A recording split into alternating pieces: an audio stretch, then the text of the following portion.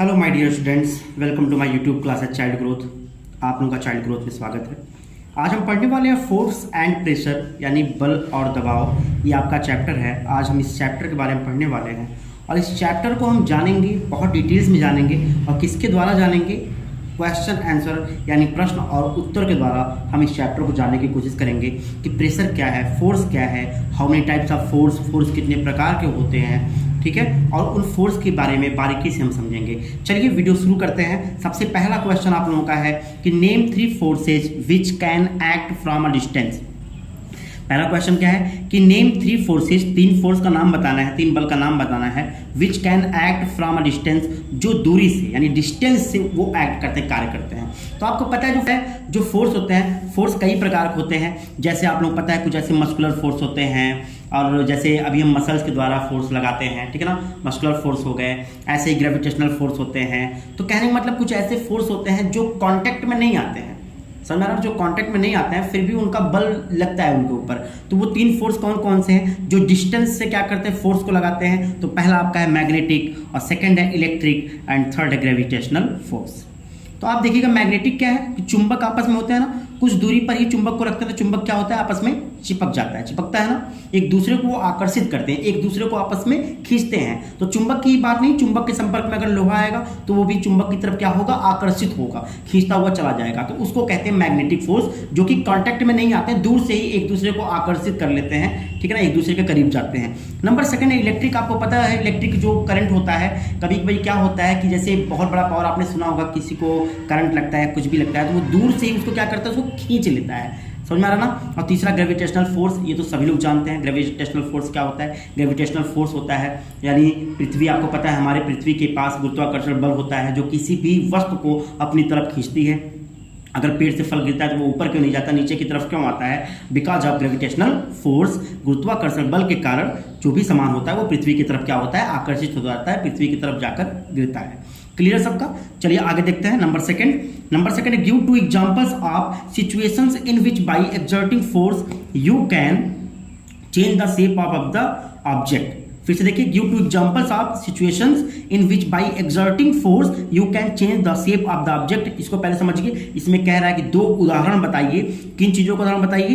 कि exerting force you can change the shape of the object, की force को उत्पन्न होने से जिस शेप का, मतलब किसी भी शेप का आकार क्या हो जाए, आकृति क्या हो जाए, चेंज हो जाए, बदल जाए। यानी 2 एग्जांपल्स आपको देना है। अगर हम उस पर फोर्स लगाएं, किसी भी ऑब्जेक्ट पे फोर्स लगाएं, तो उसका शेप कैसा हो, चेंज हो जाए, बदल जाए। तो इसका एग्जांपल हम लोग देखते हैं। सबसे पहला है कि when we press the foam its shape its change. हम फोम को दबाते हैं ना, फोम को जब दबाते हैं, प्रेस करते हैं, तो उसका आकार कैसा होता है, चेंज हो जाता है, बदल जाता है। नंबर सेकंड है making a bread from dough, यानी किसी भी डो क्या होता है पता है ना, आटा, जो हम आटा गूंथ के रखते हैं ना, उसको क्या कहते हैं, डो कहते हैं। उस डो से जब हम लोग ब्रेड बनाते हैं तो उस ब्रेड का शेप क्या होता है, चेंज हो जाता है। तो ये दोनों हमारे एग्जांपल्स हो गए। क्वेश्चन नंबर 3 देखिए। क्वेश्चन नंबर 3 में कह रहा है कि what is rubber sucker, how does it work. Rubber sucker क्या होता है या किस प्रकार कार्य करता है? रबर सकर क्या होता है या किस प्रकार कार्य करता है? चलिए इसको देख लेते हैं। रबर सकर आप लोग जानते हो ना कि कभी कभी क्या होता है कि हम उसको किसी भी चीज पे चिपकाने के लिए लगाते हैं, ठीक है ना। एक शुरू में एक आया था रबर, जिसको हम वॉल पे फेंकते थे, वॉल को चिपकता था ना, तो उसी को कहते हैं रबर सकर। अब देखिए क्या होता है कि rubber sucker is a device, एक रबर सकर एक ऐसा डिवाइस होता है that is used as a sticking device, जिसका यूज हम लोग चिपकाने के रूप में करते हैं, किसी भी चीज को चिपकाने के रूप में करते हैं। इन प्लेस ऑफ ग्लू, यानी ग्लू के स्थान पर, for a short period of time. अब आपको रबड़ है, आपको पता ही वो रबड़ है, रबड़ का क्या है, जितना प्रेशर उसके अंदर रहेगा उतनी देर तक चिपका रहेगा, जब प्रेशर खत्म होगा तो वो नीचे गिर जाएगा। जैसे वैक्यूम ट्यूब होता है, हम क्या करते हैं, कभी दबा के अपने गाल पे ऐसे लगा दो तो वो क्या होता है, गाल पे चिपक जाता है ना, सेम उसी को रबर सकर कहते हैं। तो कह रहा है कि रबर सकर एक ऐसा डिवाइस है जिसका हम लोग ग्लू के स्थान पर प्रयोग करते हैं चिपकाने के लिए, वो भी बहुत ही कम समय तक। क्लियर सभी लोगों को? चलिए देखते हैं। तो कह रहा है कि मेंबर ऑफ 2 टीम्स, यानी 2 टीम के जो सदस्य हैं, playing a game of tug of वार, वो एक रस्सी खींचने वाला जो गेम होता है ना, जो रस्सी खींचते हैं दोनों तरफ से, ठीक है ना। यानी 2 टीम है, 2 टीम के मेंबर्स एक गेम खेल रहे हैं जिसका नाम है tug of war. Pull the rope in their direction and the rope does not move, यानी वे रस्सी को अपनी तरफ क्या कर रहे हैं, खींच रहे हैं, ठीक है, लेकिन रस्सी मूव नहीं होती है। व्हाट डज इट इंडिकेट, या क्या इशारा करता है, या गेम क्या इशारा करता है? तो तो हम देखते हैं कि इट इंडिकेट्स या इशारा करता है that both the teams apply the same amount of force, यानी जो दोनों टीम के सदस्य हैं ना वो एक निश्चित मात्रा में दोनों तरफ से बल लगा रहे हैं। समझ में आ रहा ना कि apply the same amount of force, यानी वो एक निश्चित मात्रा में दोनों तरफ से बल को लगा रहा है टू पुल द रोप, यानी रस्सी को खींचने के लिए। Hence the resultant force is zero, यानी इसके जो रिजल्टेंट फोर्स जो होता है, यानी अगर हम कह सकते हैं फोर्स क्या लगा, फोर्स बिल्कुल जीरो लगा। क्यों जीरो लगा? क्योंकि सेम अमाउंट पे दोनों तरफ से फोर्स लगाया जा रहा है। जब दोनों तरफ से फोर्स लगाया जाएगा तो उसका रिजल्ट क्या आएगा? रिजल्ट आएगा जीरो आएगा ना, क्योंकि वो भी वही हो गया ना, 2 डिवाइड बाई 2, कट कर देंगे क्या बचा? 1 बचा, खत्म कहानी, दोनों तरफ से कट जाएंगे। तो वही चीज है कि दोनों तरफ से सेम अमाउंट में जब लग रहा है फोर्स तो वो क्या हो जाएगा? कट हो जाएगा और उसका क्या फोर्स आएगा? जीरो आएगा। तो the rope does not move, और इसके कारण क्या होगा कि रोप जो होता है वो मूव नहीं करता है। क्लियर सबका? चलिए देखते हैं question number 5। What is a muscular force? Muscular force क्या होता है? मस्कुलर फोर्स समझते हैं पहले होता क्या है। मस्कुलर फोर्स का मतलब होता है कि मांसपेशीय बल, यानी हम कोई भी कार्य जब करते हैं ना अपने खुद के शरीर के द्वारा, कोई भी वर्क करते हैं किसी भी चीज को पिक करने के लिए और किसी भी चीज को उठाने के लिए, जब हम वर्क करते हैं तो कहीं ना कहीं हमारे मांसपेशी, हमारे मांस के द्वारा उसमें बल लगता है, ठीक है ना। तो मस्कुलर फोर्स क्या होता है? मांसपेशीय बल होता है। अब पूछ रहा है कि मांसपेशीय बल क्या है, चलिए देखते हैं कि force which is exerted by muscles, यानी वह बल जो मसल्स के द्वारा उत्पन्न होता है। एक्सर्टेड मतलब क्या होता है? उत्पन्न होना, यानी वह फोर्स जो मसल्स के द्वारा उत्पन्न होता है ऑफ द बॉडी, यानी शरीर के, वह फोर्स जो शरीर के मसल्स के द्वारा उत्पन्न होता है उसी को मस्कुलर फोर्स कहते हैं। क्लियर सभी लोगों का? चलिए देखते हैं क्वेश्चन नंबर 6 और हमारा लॉन्ग का आंसर होगा। सबसे पहला question, what is atmospheric pressure, why do we not feel this pressure, यानी एटमॉस्फेरिक प्रेशर क्या है, हम इस प्रेशर को फील क्यों नहीं कर पाते, है ना। एटमॉस्फेरिक प्रेशर क्या है, हम इस प्रेशर को फील क्यों नहीं कर पाते? इसका आंसर होगा the pressure exerted by air, यानी हवा के द्वारा जो प्रेशर हमारे चारों तरफ उत्पन्न होता है। The pressure exerted by air by around us, यानी हवा के द्वारा जो प्रेशर, जो दबाव हमारे चारों तरफ उत्पन्न होता है उसी को हम एटमॉस्फेरिक प्रेशर कहते हैं। ठीक है ना, समझ में आ गया सबको? We do not feel the pressure, हम प्रेशर को फील नहीं कर सकते of the atmosphere around us because, यानी हम प्रेशर को अपने एटमॉस्फेयर में अपने चारों तरफ फील नहीं कर सकते। क्यों नहीं फील कर सकते? क्योंकि the pressure in our bodies is रफली the same as the atmospheric pressure outside. मैंने अभी आपको बताया था टग ऑफ वार का जो रस्सी का गेम था, यानी दोनों तरफ से फोर्स लगाए जाते हैं, बल लगाए जाते हैं, जिसका रिजल्ट क्या आता है? जीरो आता है। तो सेम इसमें भी है, क्योंकि हमारे शरीर के अंदर जो दबाव होता है, प्रेशर जो होता है ना, वो कहीं ना कहीं एटमॉस्फेयर से मैच करता है। जब मैच करता है तो हमें उस चीज का फीलिंग आता ही नहीं। समझ में आ रहा ना? हमें उस चीज का फीलिंग आता ही नहीं कि हमारे एटमॉस्फेयर में भी प्रेशर है। चलिए चलते हैं क्वेश्चन नंबर 7 पे। How does pressure of a liquid depend on it's depth, यानी जो लिक्विड का प्रेशर होता है वो कैसे डिपेंड होता है, निर्भर करता है अपनी गहराई के ऊपर। चलिए देखते हैं अपनी गहराई के ऊपर कैसे वो डिपेंड रहता है, कैसे वो निर्भर करता है। तो चलिए इसका आंसर देखते हैं कि the pressure of a liquid is dependent on the depth, dependent एक साथ रहेगा।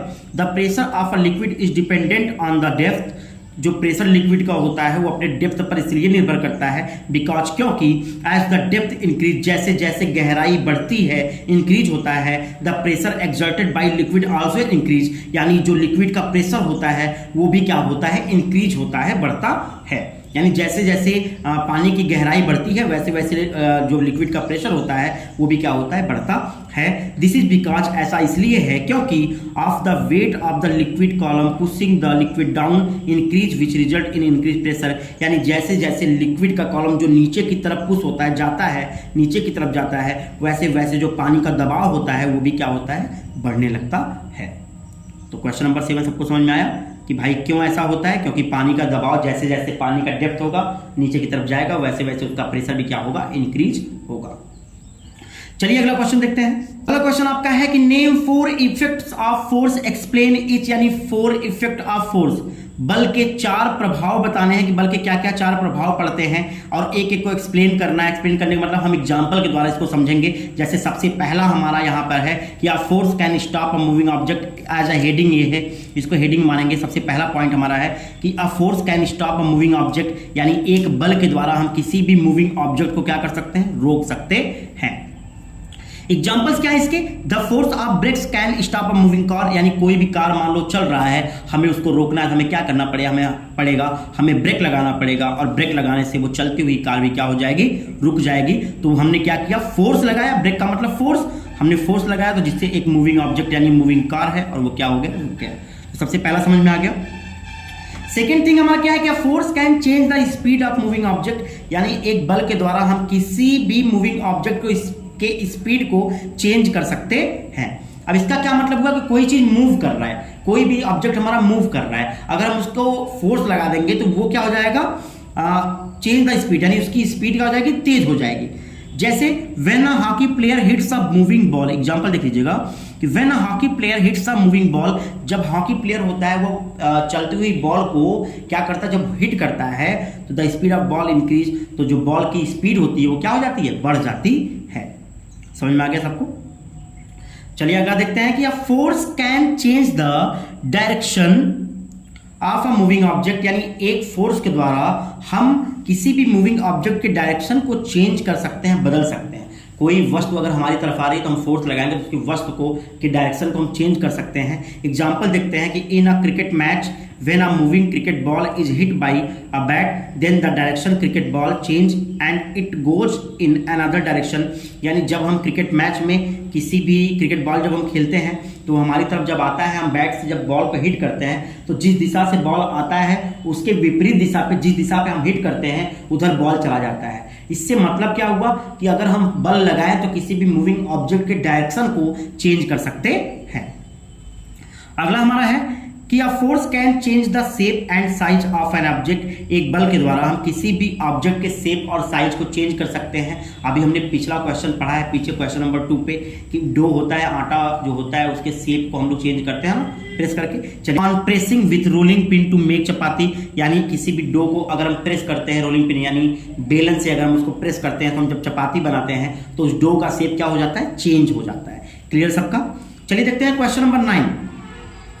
State Pascal's law, demonstrate this law with the help of an experiment, यानी हमें पास्कल लॉ को बताना है और साथ साथ ये भी एक एक्सपेरिमेंट को मतलब देना है, एक एक्सपेरिमेंट को देना है ताकि आपको ये समझ में आ जाए कि किस प्रकार पास्कल लॉ काम करता है। पास्कल लॉ क्या होता है कि Pascal law was that if any pressure is applied to a fluid inside a closed system then it will transmit that pressure equally in all the directions throughout the fluid. Pascal law क्या करता है? Pascal law कहता है कि जब हम किसी भी फ्लूइड इनसाइड, किसी भी सामान के अंदर जब हम क्या करते हैं, किसी भी तरल पदार्थ को हम क्या करते हैं, उसमें भेजते हैं, तो वो क्या करता है, वहां पर वो प्रेशर चारों तरफ क्या हो जाता, फैलता है। प्रेशर क्या होता है उस लिक्विड का, उस फ्लूइड का चारों तरफ, चारों दिशाओं में फैलता है। चलिए एक्टिविटी हम देखते हैं, एक्सपेरिमेंट देखते हैं कि take a rubber pipe and fit a balloon tightly of one of its end, यानी एक रबर पाइप को लीजिए, उसमें एक बैलून को टाइट करके एक एंड पर, एक छोर पर टाइट करके एक बैलून को बांध दीजिए। Fill water from the other end, और दूसरी तरफ से पानी को भरिए। तो व्हाट डू यू ऑब्जर्व, आपने क्या देखा, यू विल सी, आपने ये देखा that the balloon inflates with the pressure of water, कि बैलून उस वाटर के दबाव के कारण क्या हो रहा है, उसमें फूल रहा है, यानी उस बैलून को फूलना पाया जा रहा है। ठीक है ना? क्यों हो रहा है ऐसा? क्योंकि उस लिक्विड का प्रेशर उस पर पड़ रहा है, और लिक्विड का प्रेशर चारों तरफ से पड़ रहा है, क्योंकि बैलून किसी एक तरफ से नहीं फूल रहा है, बाकी चारों तरफ से वो फूल रहा है। ओके, तो ये कहता है दिस एक्टिविटी शो, यह एक्टिविटी दिखाता है that liquid exert equal pressure in all direction, यानी लिक्विड जो है वो चारों दिशाओं में प्रेशर को क्या करता है, एक्सर्ट करता है। This is called Pascal's law, और इसी को पास्कल्स लॉ कहते हैं, पास्कल के नियम कहते हैं। क्लियर सभी लोगों का? अब आप लोग ये डाउट में है कि सर इतना लॉन्ग आंसर कैसे याद कर सकते हैं हम लोग, तो आप लोग कुछ सिस्टम बनाइए। जैसे अगर पास्कल लॉ, पहले इसको समझ जाइए ये क्या है, पहले इतना याद कर लीजिए, फिर यहाँ से लेकर एक्सपेरिमेंट याद कर लीजिए, और लास्ट में आप लोग बताना कि ये एक्टिविटी शो करता है कि लिक्विड चारों तरफ से। ठीक है, जितना समझेंगे आंसर उतना ही। ये आंसर नंबर 8 समझने में कोई दिक्कत नहीं आप लोगों को होगा, क्योंकि आप लोगों का पॉइंट बाई पॉइंट याद करना है। पॉइंट 1 का पॉइंट याद करेंगे, एक एग्जाम्पल, पॉइंट 2 याद करेंगे, फिर इसके एग्जाम्पल, पॉइंट 3 याद करेंगे, फिर इसके एग्जाम्पल, पॉइंट 4 याद करेंगे, फिर उसके एग्जाम्पल। क्लियर सभी लोगों का? तो अगर आप लोगों को वीडियो पसंद आया तो आप लोग वीडियो को लाइक करो, और जितना हो सके उतना बेटर शेयर करिए आप लोग। चलिए मिलते हैं अगले वीडियो में, तब तक के लिए बाय बाय स्टूडेंट।